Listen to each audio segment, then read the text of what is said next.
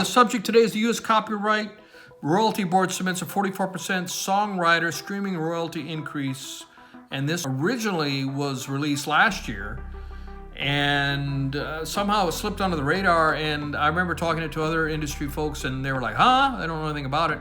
So it really got pushed to the forefront of the music news when Spotify, the big streaming giant, decided to challenge the rate increase. It's a 44% rate increase for songwriters. Spotify says they're still losing money and they're not making money yet, and they've got contracts with labels that they have to pay out, and if they increase to songwriters, they're going to go more underwater.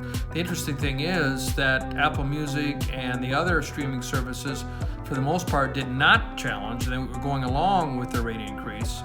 Songwriters are complaining that they are not getting paid like they used to, and that's true for a couple of reasons. I live in Nashville, which is a songwriter town. Co-writing and songwriting is a highly exalted and esteemed, as it should be, skill set and industry. However, I've been told that 10, 15 years ago, probably 15 years ago, there were 3,000 roughly full-time songwriters in Nashville making a living. And now there are more like 200 or 250. And the reasons for that are, well, there's a number of things that have happened that have changed the music industry. One, during the Clinton administration, not blaming Bill Clinton, but it was signed by him, so I wish he hadn't signed it. He signed a bill, I think it was around 1996, roughly in that time frame, that eliminated the maximum number of radio stations that one entity could have. I think it was only 15. You could only have 15 radio stations. Don't quote me on the numbers.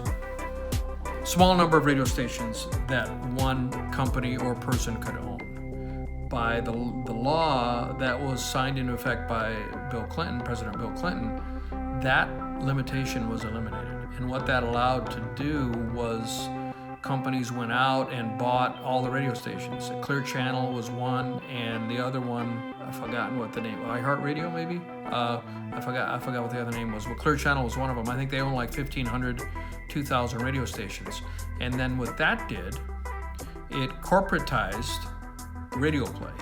So what that means is that some central planner, some central gatekeeper somewhere decides what's going to get played across every station, and it's all uniform playlists. So instead of being a DJ or a station manager or whoever the person responsible for that was, that, and each station maybe was their own, but at most, if they had centralized planning, it was 15 stations because that's all that one company could own, roughly 15, whatever the number was. Suddenly it became a corporate thing, and so they eliminated, and in fact they even limited DJs for certain low drive times. Still important to have a live DJ, but afternoon or evening, they might just have it canned and recorded. And so the DJs couldn't fall in love with a band and break them and play them on their radio station. Couldn't do it because now it's corporate owned.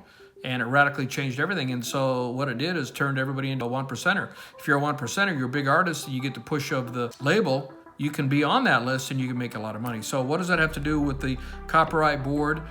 That is a subject that I'm going to handle in the next video. So see you next time.